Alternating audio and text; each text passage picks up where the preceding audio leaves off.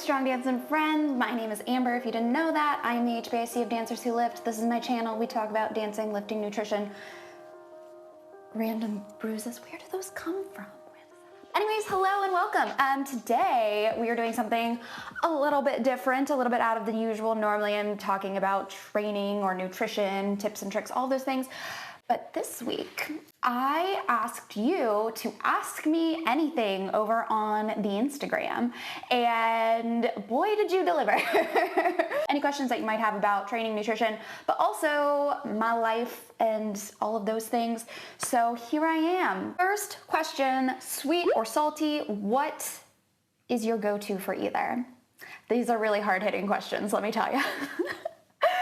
No, I love sweets, but not like candy sweet. My fiance Chris will eat just like an entire bag of Swedish Fish or Sour Patch Kids. That's not my jam. I want like brownies, like cookies, like that sort of like baked goods sweets, which often has like a salty component. Chocolate chip cookie with like sea salt on top, that's my jam because it's perfect. So that's kind of like a cop-out answer because I'm like both. But yeah, I love cookies. Favorite muscle group to train?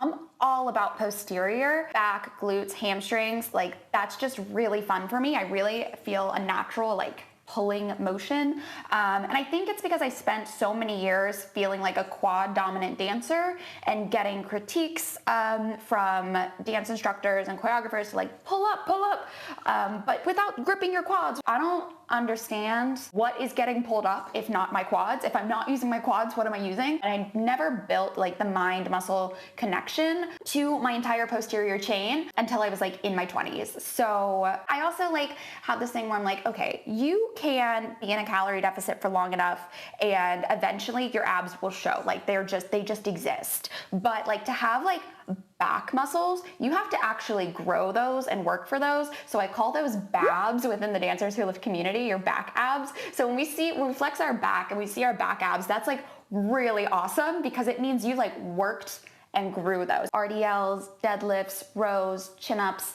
that stuff just makes me feel really athletic, really strong, which makes me feel very confident and sexy. And I like incorporating that into my dancers programs. So if you're asking like my favorite muscle group to train someone in, it's also posterior type stuff. But you know, I never want to make someone do something that they're not going to love. But ultimately the DWL fam does fall in love with like heavy deadlifts, chin-ups, lat pull downs, rowing. We like it. We like it. Okay. Moving on. What would you say to someone who is a very picky eater? This is big. So before we just jump in, as a coach, we kind of have to understand like the psychology behind why is someone the way that they are? Why do they have this thought pattern, these beliefs, and these habits? And oftentimes it just goes back to our childhood. So whether that's having like a developmental stage where maybe you only connected with certain textures, you know, even culturally, you may only associate or have been associated with certain foods and food groups and everything else seems a little bit foreign. And as you grow up, it's like, I don't know. And then there's also the whole media garbage day that could be affecting your relationship with food and why you feel avoidant of certain foods and lean more towards other foods. Being a picky eater, I recommend, if you're an adult, you know what you like and what you don't like. Most of the time. You've probably tried certain foods and had a negative experience with them, or worse, you've been forced to try certain foods, which already, no, we can't force anyone to do anything. You know, we look at children, we look at dogs, any sort of like negative training has a negative response and we just rebuild and reinforce that negative association. So we never want to do that. I recommend pairing. So say for example, you don't like slimy foods, like the texture of avocado, pair it with something that you know that you like. If you are like a chicken nugget fiend, you're like, I only eat chicken nuggets and macaroni. Okay, great. Let's try an avocado dressing. Let's get you introduced to this flavor. That doesn't mean sit down with like a spoon and fork and like try to shovel in an avocado if that's not something that you like or that you know that you like, but you can gradually introduce it. What is the study? Sorry, don't quote me on this, but I think it's something like we will only eat the same like 30 to 60 foods throughout our entire life. And that comes down to just being like regionally located and, like I said, culturally, and your parents bought this brand of ketchup, so you buy this brand of ketchup. I recommend traveling, even if it's just to a different state, a different city. Once the world reopens and we feel comfortable going out to different countries, that's really where I learned a lot about my food preferences, is going to Mexico and trying fruits and vegetables there. What did I like in Australia? Eating kangaroo meat. Put yourself in situations where you give yourself permission. You don't have to finish it. You can pair it with other things that you know that you will like and will elicit a positive response. Okay, I need to know where your top is from. I assume you are referring to this top that I wear every single day in a different color. I have this top in every single color. I wear it every single day. It's probably appeared in like 10 different Instagram posts. It's from Urban Outfitters. I'm not fancy here, people. Best advice for trainers just starting out. Oh. Okay. Your certification to be a personal trainer is baseline. This is the absolute bare minimum that you can and should be doing. If you, as a trainer, expect other people to invest in you, you should be investing in yourself. This is something that I have done throughout my entire career. I have always had a coach. I've always made sure that the person coaching me has a coach, and that coach has a coach has a coach. You can't be a great coach unless you understand what it's like to be coached. So getting different form feedback, cues, corrections. You can be introduced to all new different coaching styles, different just ideas around what to do in the gym and how to make a well-rounded athlete or individual. Then you take that information and you can apply it to your clients. You must train people in person. I know the wave of online coaches, it is becoming a thing. We love it. You can work from anywhere. It's great. You have to have in-person experience, and not just with yourself, not just doing workouts on your body and feeling what they feel like on you, but literally taking your brother, your sister, your friend, your uncle, whoever to the gym and putting them through a workout so you can see how different body types respond to different movements and what cues you need to give. Someone squatting with very long legs and long femurs is going to have a very different experience than someone who's very petite and has short legs but a long torso. What corrections do you need to make for those individuals? You kind of have to learn also the psychology. I have a degree in psychology behind what a client or an individual might be experiencing. And you can only do that if you're talking to them in real time. Have a why behind what you're having someone do. Don't just throw an exercise out there just to make someone tired. Actually have it have a purpose. Even I still get kind of trapped up as I'm like, who am I here for? In posting on Instagram, in making content. Don't worry about impressing other fitness people. Know who you want to help and speak to that person. This is the best thing that you can do. If you are always client focused and heart centered and always optimizing, how can I help someone? Do I have to work out every day to see results quicker? What do you have to say? Come here. Do you know the answer? Come here. Come here. Do you know the answer? No, come here. Do you know the answer? Tell me. What's the answer? Gamora said, and then she had to run. She has a meeting. Absolutely, yes. You must work out all day, every day. Do a minimum of 3 hours of cardio. You should be strength training twice a day. Abs 4 times a week minimum. You gotta move or you'll die! No!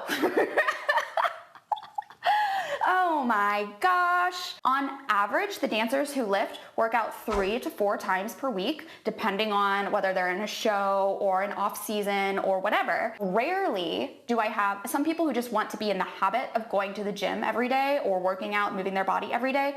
We will program them 7 days of exercise and body movement, but that may be something like taking your dance class, going and working on your dance technique, taking a yoga class, or doing something restorative for your body. We may do a day that's just mobility flows and just deep core strength and just working on ankle flexibility or hip mobility, not necessarily going to the gym and grinding and grinding and grinding. After you leave the gym, that's when the process begins. And that's why we prioritize our nutrition and our post-workout workout and recovery methods. When we do take the time to do that, that's exactly what happens. We feed them, we water them, we rest them. Those bonds, those fibers get stronger, and that's how muscles grow. That's how we like actually physically get stronger and can move more weight. And that's where progress happens. So if you do feel like, oh, I'm working out so hard, I'm at the gym every day and it's just taking forever, check your nutrition and maybe think of doing less. You can do less and see better results. You don't necessarily need to work out. Are you like getting time outside? Are you reducing your stress levels?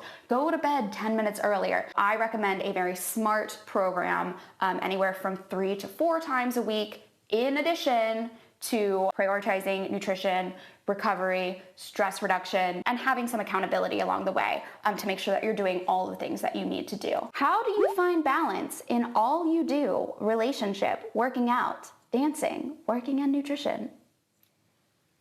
I don't. No, I don't feel balanced. No, I actually get this question quite a lot. It's like, how do you do everything that you do? I just do it. My personality really relies on structure, and personally, I like a routine. So I wake up at the same time each day. I spend the morning having coffee with Gamora. We'll go for a little walk. Chris and I will have like our little morning catch. How did you sleep? What's on the agenda for today? Those little things. I talk to my assistant every morning, and we just plan the day. One thing that I've recently been doing is called a power list. This is something that my coach taught me, and it has helped me greatly, is just listing out the 3 to 5 most important tasks of the day and check marking them, whether you're using like the Pomodoro method, which is like 15-minute work intervals, or I just kind of go into like the black hole where like I complete one task and then I come back out and I'm like, I'm alive, and then I go back in. Because multitasking seems like a really good idea until nothing actually gets finished. A lot of projects get started, but nothing ever gets finished. At least that's how I am. In regards to my relationship, we're very intentional. Once a week, we have a date night. This is actually something new that we just started doing this year. We got engaged in October, and then at the beginning of the year, we were like, do we want to do like the premarital counseling thing? Do we want to like, how do we want to like prepare? We're getting married next year, so we've got time. How do we want to prepare? We knew that we were moving across the country. We both kind of reorganized our entire business at the beginning there. There was a lot of stress happening, which isn't what you want when you're engaged. We start with gratitude, and then if there's any feedback, it's nice to have kind of a container for giving the other person feedback. Having any sort of confrontation, we don't necessarily bottle it up, but we will often circle back to it later at our designated point when we're both open for feedback and we both cleared our minds, cleared our schedules. We're not thinking about other things. We're just thinking about being in this container with the other person. We start with gratitude so the other person knows and feels loved and welcomed and held. Any sort of like confrontation that Chris and I experience in a relationship is just when we just get busy and when we deviate from the plan, from the routine, and from just checking in with each other throughout the day. Like, he is on the other side of that wall, but I will be in this room and he will be in that room. And it's basically like we're going to an office every single day. So we rarely see each other unless we plan for it. And then we give ourselves these check-ins. We always have dinner together. It's just the routine, making it a priority. Same with working out. Right now, Chris and I are sharing a car, so we actually have to schedule our workouts between our work days and like, oh, I've got a call here. Oh, well, I've got a meeting here. Rarely can we just be like, yeah, let's just push it back 30 minutes. Like it's in both of our schedules to go to the gym, and we only have X amount of time to get it done. Otherwise, it's not going to happen. On another personal note, it's like, I want to do what I say. I want to lead by example. So when I tell clients, when I tell the DWL fam that it's like, you know, even when you don't feel motivated, be a dedicated individual, be dedicated to bettering yourself, be dedicated to making yourself healthier, be dedicated to just showing up even when you don't feel like it, and practice that. Put those reps in at the gym. Literally just the act of showing up when you don't feel motivated is practice for real life. I say this all the time, that like fitness is a metaphor for life. Oh, it's 6 a.m. and it's raining, no. And you're like, I don't feel motivated, but you're dedicated to your career, and so you go to that anyway. So you put in the reps of showing up even when you don't necessarily feel motivated, just to do it because you're dedicated. I'm a very happy person. I live a very blessed and fulfilled life. I've built a life that I love and surround myself with people and energy who I love, and I send that energy out and they send it right back to me, and that's very fulfilling, and that's that's half of it. You know, if you wake up every day and you hate your life, yeah, you're not gonna feel super motivated. This is a good one to end on. Here we go.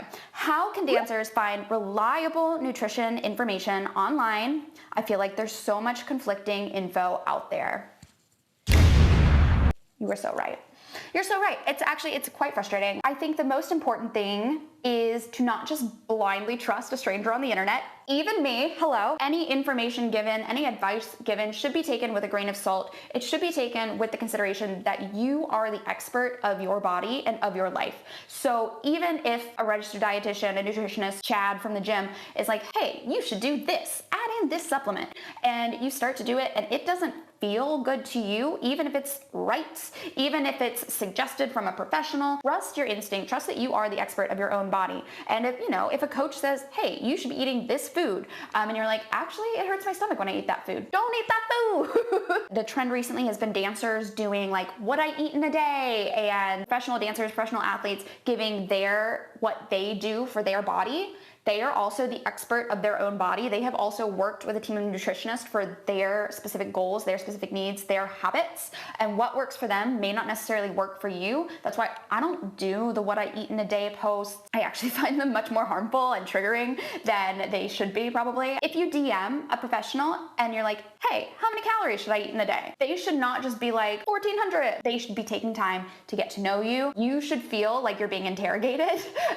by an individual who's truly going to help you and going to give you a reliable source. That person will take the time to get to know you, your needs, where you're at, what you're struggling with, what's working for you already, what you enjoy, instead of just like blindly trusting this random blog or that YouTube page or this professional dancer who looks great and is doing the things that you want. The other thing is someone giving that information will know their limits, and they will know, like, actually, I haven't helped anyone with that specific issue, but let me refer you to someone who has. They will be comfortable, they will be confident enough in their abilities to know where the line is drawn. Even doctors do this. We're gonna send you to a specialist. That person should be able to help you the best they can, and then if it goes past their limits, they should be able to say, yeah, let me outsource. To find reliable information, ask the right questions. And I have a whole post on this on my Instagram. I hope that was helpful. I know there's so much conflicting information out there. I don't really know how to wrap these up yet. But if you haven't, please subscribe to the channel. Probably should have put that at the beginning. Watch this video for more information on something. I don't know what's gonna pop up here. Probably, it's a good one though. Definitely watch this. I'm gonna get better at making YouTube videos. You get stronger. Have a great day, my strong dancing friends. I will talk to you soon.